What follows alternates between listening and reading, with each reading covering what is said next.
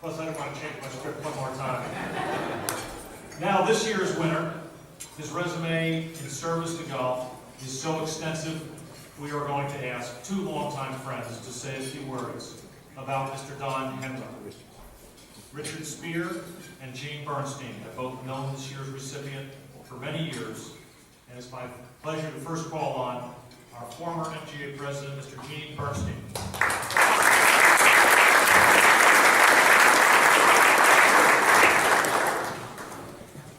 Thanks, Steve.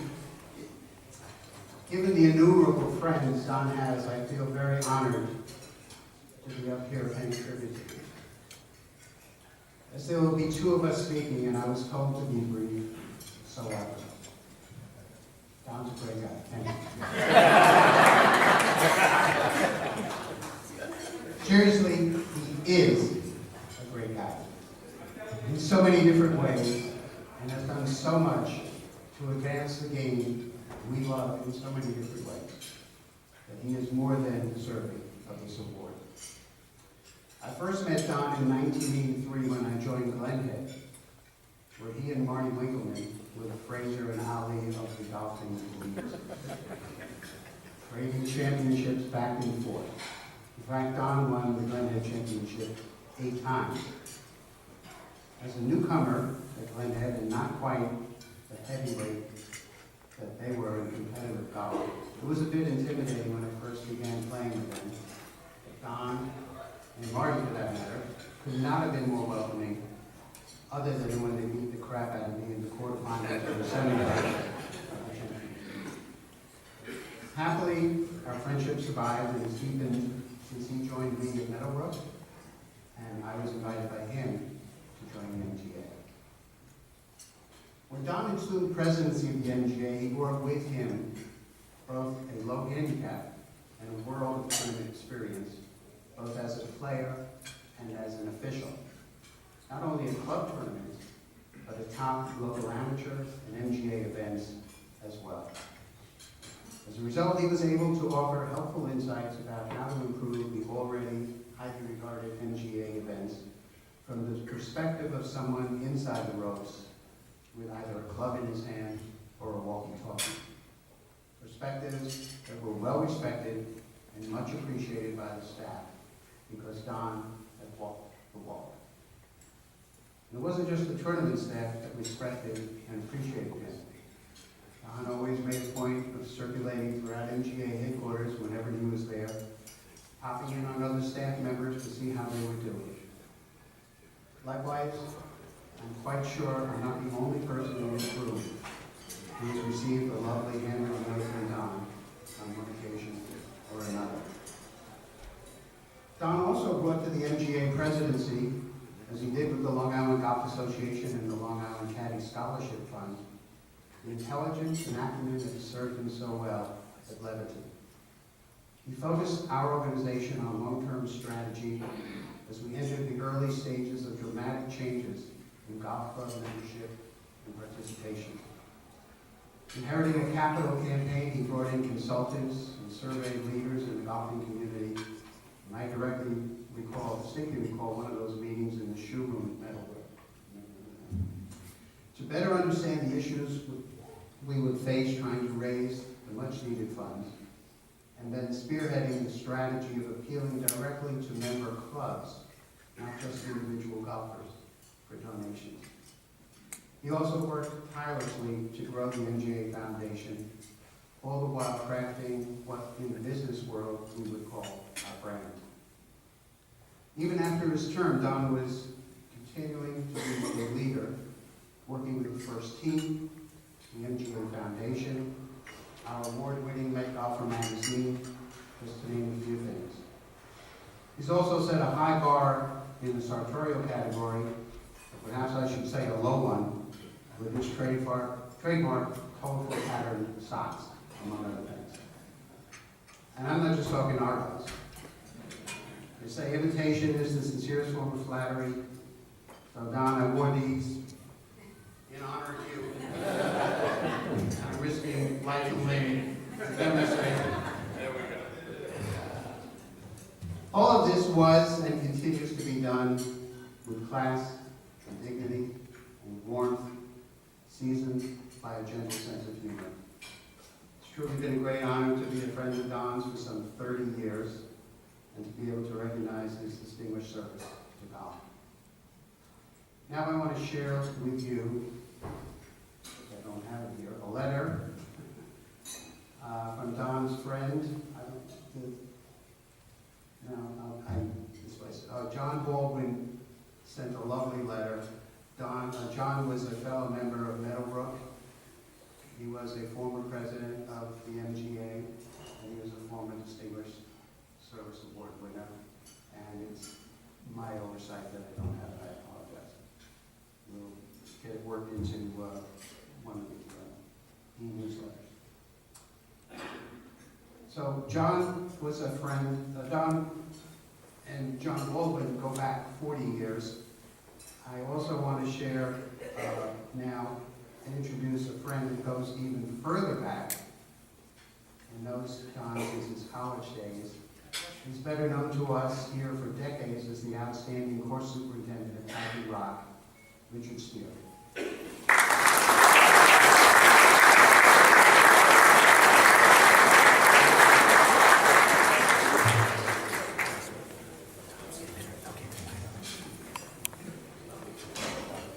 Thank you. I met Don in the spring of 1965 in Lancaster, Pennsylvania, when I showed up to try out for the golf team at Franklin and Marshall College. He was a year ahead of me. He was probably the best player on the team. I wasn't sure why, but Don took me under his wing and made me comfortable in this new setting. Now, having known him for almost 50 years, I know why. It wasn't me, he just treats everybody well. One thing that did stand out about Don, even back then, was that he was a ridiculously long hitter. Now remember, these were the days of persimmon on velocity. 250 yards was a tour average drive, not a medium-long 3-iron for every good young player. Don hit it much more than 250, and no one that we played with back then could keep up with it. Don was very athletic, was a soccer player as well as a golfer, and he just was a natural at running, throwing, kicking. At F&M, he won the javelin throw at the intramural track meet with a toss that was further than the guys that were actually on the track team. His speed and athleticism contributed to his great length on the golf course. It did not, however, always allow a reasonable degree of accuracy.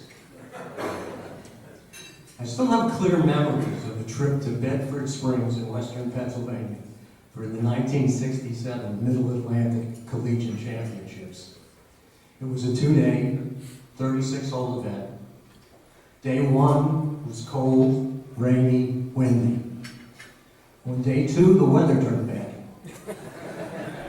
It snowed. It didn't really stick, but it tried to a few times. I remember watching Don tee off on the first hole in the second round. Par 4 hole. He creamed one right at the green, right past the flag, over the green, and out of bounds. It probably cost him the tournament.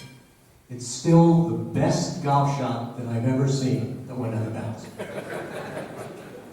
Don went on to finish 3rd in that tournament and qualified for the NC2A tournament in Kentucky later that spring.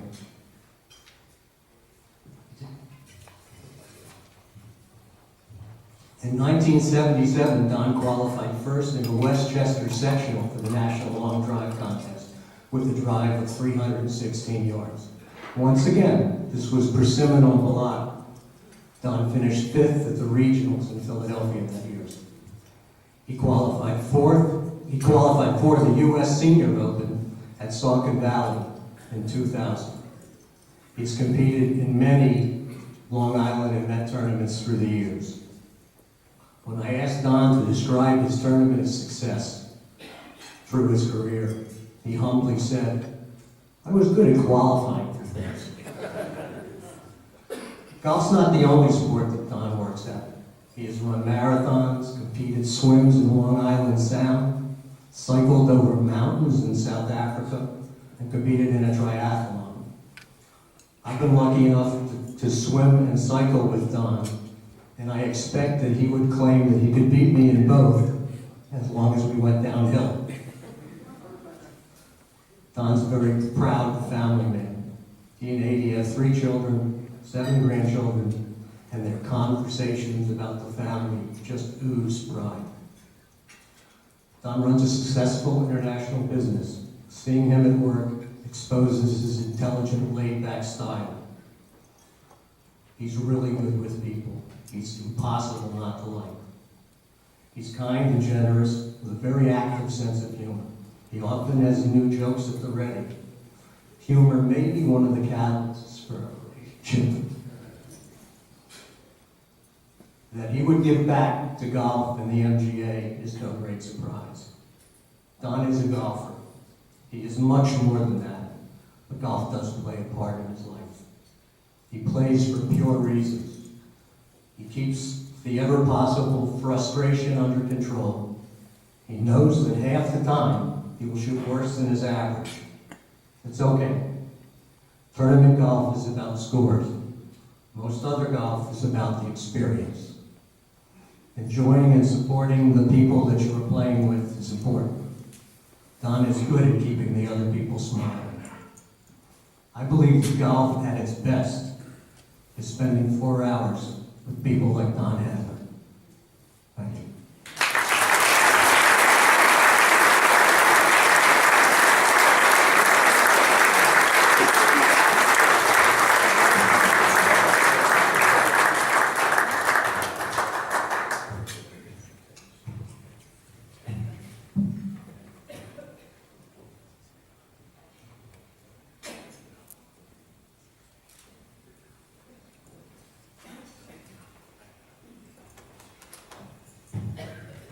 Wow, David, I wasn't going to cry. I feel like they should be rolling the casket out here. Okay. First of all, David, there you are. Got a picture of naked. My congratulations to you on your Player of the Year selection. You really had an outstanding season and was noted you joined a list of highly accomplished players from the Met area. So best of luck into the next stage of Q School, and you probably want to leave now and go get some gold. Jeff, congratulations to you. Where's Jeff? There he is. 2 years of service, and really you've accomplished so much, it's really mind-boggling, and I think exceeded everyone's expectations. So great job done. You've raised the bar really high for those that follow you, as was said. And Steve, for you, your leadership and your skill, I'm sure the MJ will continue to be on top of all the golf associations. So best of luck to you. Thank you. Richard did not tell you that when we played in college, where's the father? Is he still here? Right here. There you are. Okay. Our golf coach was a reverend, and he was a 2 handicap. My senior year, Richard's junior year, we were beset with nothing but rain at Lancaster Country Club. Every match rained out, inundated like you couldn't believe. And one of the members of this old stodgy club came up and said, "Reverend, for God's sake, you're a man of the cloth. Can't you do something about this?" And he looked at him and he said, one of the classic lines of all time. He says, "I'm in sales, not operations."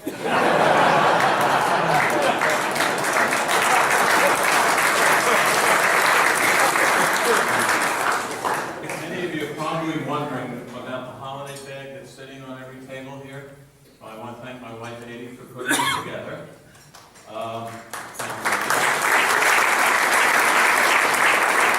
And for those of you that attended last year's dinner, Jim Nance, who was the Distinguished Service Awardee, was kind enough to give wine from his vineyard, the Falling. And it was placed on every table for everyone to have. So I wanted to do something appropriate. I've already been picked upon for my taste in, it's my much maligned taste, in hosiery, men's hosiery. So at each table, one lucky person who on your program has a DH on the back will find a pair of socks. So they're new, they're and women scattered throughout the room. And I hope you enjoy them, and I expect to see them at future meetings and next year's.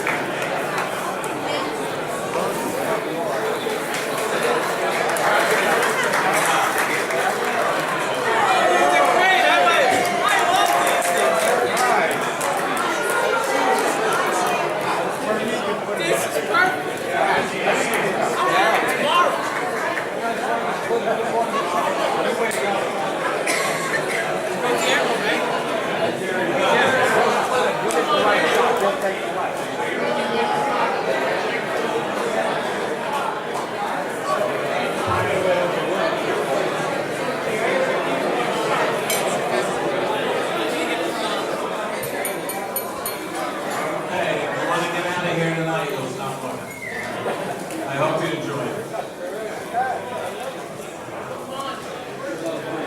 You don't have to wear them now, Pat. It's okay. But they look good on you. It's too late. Okay. Alfred Hitchcock once said that a movie should only be as long as one's bladder can stand. That was about an hour and a half. With the end of the evening rapidly approaching, I'll invoke something I was told years ago in preparation for a speech. A speech should be like a women's skirt, short enough to be intriguing, but long enough to cover all the bare essentials. So with that, I offer the following comments. First of all, I'm deeply humbled to be the recipient of this award.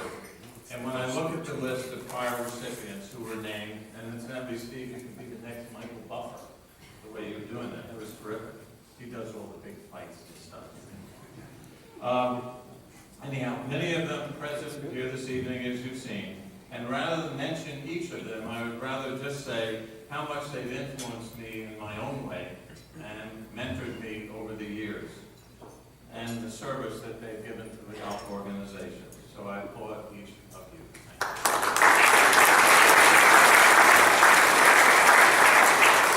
To follow last year's awardee, Jim Nance, is really a challenge. I don't have his voice and I don't have a stage presence. But it brings me to an important point. When one peruses the list, and it encompasses a diverse group, from golf writers, course architects, professional golf administrators, TV personalities, lawyers, and business people. I separate the two. Sorry, Jim. The common thread is made that each has made a contribution to golf and both professional golf and voluntary golf throughout that area and throughout the nation. I was exposed, as I believe it was said earlier today by our distinguished speaker at the meeting, at the age of 10 to golf as well. And when I was exposed, Pete, I was not allowed to play. Back in the 50s, when I was 10 years old, young kids didn't play golf. So my parents would drag me from Cold Spring to Cold Spring Country Club out on the island, and Cold Spring was way in the country.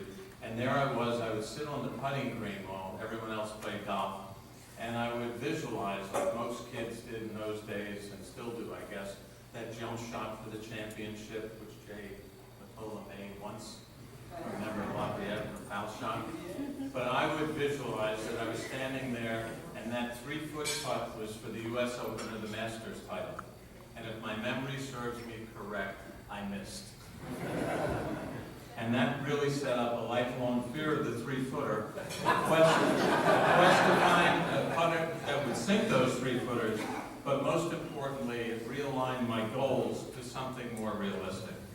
The miss was followed by a competitive career of amateur golf and a constant reassessment of my dream of winning various championships. Truth be told, I had a modicum of success competing, but the major championships always eluded me. Along the way, my golf did allow me to make numerous friendships, such as my teammate Richard Spear at Franklin and Marshall, or the former MGA president John Baldwin, with whom I served in the New York Air National Guard. And incidentally, if you're ever in the service and you get to play with the base general on a regular basis, it really makes military service a lot easier. A major benefit of golf is the friendships that we all forge. I've been most fortunate in this area, and and as has been mentioned, I have so many friends and acquaintances through competition in the organizations that are present here tonight that to mention or single anyone out would do a disservice to anyone I omitted. You all know who you are, and I thank each and every one of you for all the support and friendship that you've given me over the years. However, I must single out 3 individuals with whom I've played golf in excess of 45 years. And although we're no longer at the same club, we're able to continue to play matches at least twice annually. So to Mike Schlanger, Bert Kramer, and Alan Finkelstein, who unfortunately couldn't be here this evening, I say thanks for the memories, with many more to come. Truly, golf is a game for a lifetime. Starting work after college and my military service, I was fortunate to be able to continue to play competitive golf. At this juncture, I realized that I could also give something back to the game I love so much. This vision was aided by my friendship with John Baldwin, who was already involved with the Long Island Caddy Scholarship Fund and the MGA. An introduction to the legendary George Sands threw me headfirst into volunteer golf in the Met area. I'd be most remiss if I didn't comment as to what I found so compelling about volunteering. All of us here are members of what I call the Lucky Sperm Club. Excuse me if I offended anyone. We were born or reside in the greatest country on earth. We could have been born in Afghanistan, West Africa, or anywhere else, but by stroke of luck, we're here in the United States. Even with all the shortcomings and problems, we're still in the country where people want to be citizens, enjoy our freedoms, and the opportunities found here. For us here tonight, we are all fortunate to be able to play or be associated with the game of golf. As the actor and an avid golfer himself, Morgan Freeman, once said, "If life's been good to you, you should be good to life." Life has been good to me, and I've always felt that I should give back both philanthropically, which is sometimes the easier part, and where possible give with time and commitment, something I share with many of you present here this evening. I found that by giving something back, it was not only rewarding and satisfying, but the impact on young people receiving scholarships because of their exposure to the game was often life-changing for them. Acting as an official in an event gave me a much greater appreciation for the work and dedication of the hardworking volunteers, again, like so many of you here in the room tonight. Most of all, I gained insight into the operations of the various golf organizations and the work they do off the golf course. My direct involvement with the MGA gave me a greater insight into programs like GolfWorks, which provides jobs for disadvantaged kids and provides them with opportunities that clearly can change their vistas and their lives. The success stories from these children and kids, really, who have been involved in the program are both numerous and most heartwarming. I was involved in the first tee of the Metropolitan New York from its inception. I watched and helped it grow from one site at Montchelou in the Bronx to over 6 sites in the Met area. Again, the influence on young people cannot be overstated.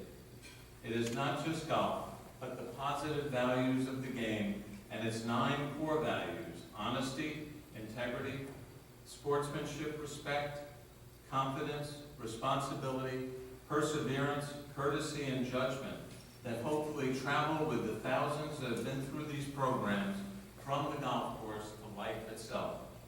Something I learned early on in business is that in order to be successful, one should surround themselves with smart, capable people who challenge not only themselves to be better, but take that business and you and the organization to an even higher level.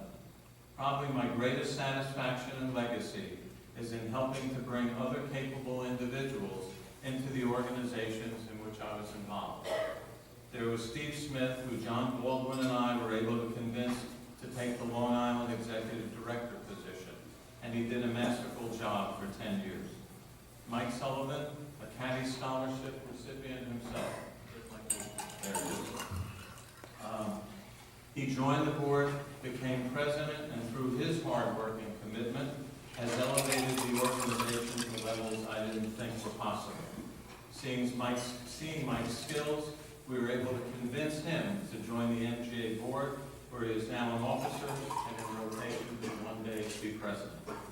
There were many others. Gene Bernstein, my friend, former MGA president and current foundation member, whose tenure at the MGA brought an increased focus on our mission and long-term planning. Alan Finkelstein, who just concluded his term as Long Island Golf Association president and now joins the Met Foundation. Their participation in golf volunteerism, I believe, was influenced through the example of my involvement. In my years as MGA president, we ran a successful capital campaign, which enabled the expansion of Golf Central and the Golf Works program. We also embarked upon building the MGA brand, clarifying our mission as a regional golf organization and developing a strategic plan for the future. Strategic planning and succession for our organization, our management organization, along with broadening the MGA brand and in the golfing community, strengthening the Met Golfer, which is now clearly the best publication of its type in the country, and stressing the value that we all bring to clubs and members besides just handicap services. That has continued to be a personal goal. I must compliment Jeff once again on how he has accomplished so much and brought many of these goals to fruition. Change is constant, and adapting to change can be most difficult not only for individuals, but for an organization. I can take great pride in how the golf organizations with which I have been associated have changed to whatever extent and to whatever extent I have aided in those changes. The Long Island Golf Association, the Caddy Scholarship Fund, the MGA, and the MGA Foundation now fully embrace private and public golfers and alike, and all have female representation. If the game of golf is to survive and thrive, it must be viewed as being all-inclusive and continue to change with the times. Following my term as president of the MGA, I have seen Les Shupak, Alan Small, Alan's over there, Alan Small, Gene Bernstein, and Jeff Holshoe continue to raise the bar, develop a long-term strategy, deal with organization and succession planning, embrace new technology and social media. With leaders like Steve Boyd, Mike Sullivan, and Todd Pike, the MGA is in capable hands in the years ahead. My volunteer career has also had the added benefit of exposing me to various organizations and the professionals that run them, the staff. They do a monumental job, which sometimes goes unnoticed. This is particularly true here at the MGA. Their skills and their dedication make volunteering easy. They are all distinguished in their own right for their service, and I certainly want to applaud all of them and thank them for making me look so good over all the years.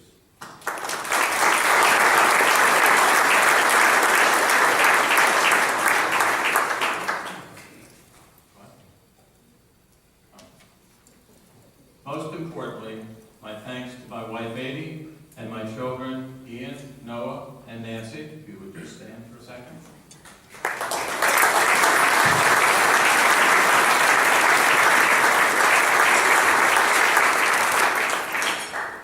And the rest of my family who could not be present here this evening. I want to thank them all for their love, support, and patience, not only with my golf, but with my involvement in volunteerism.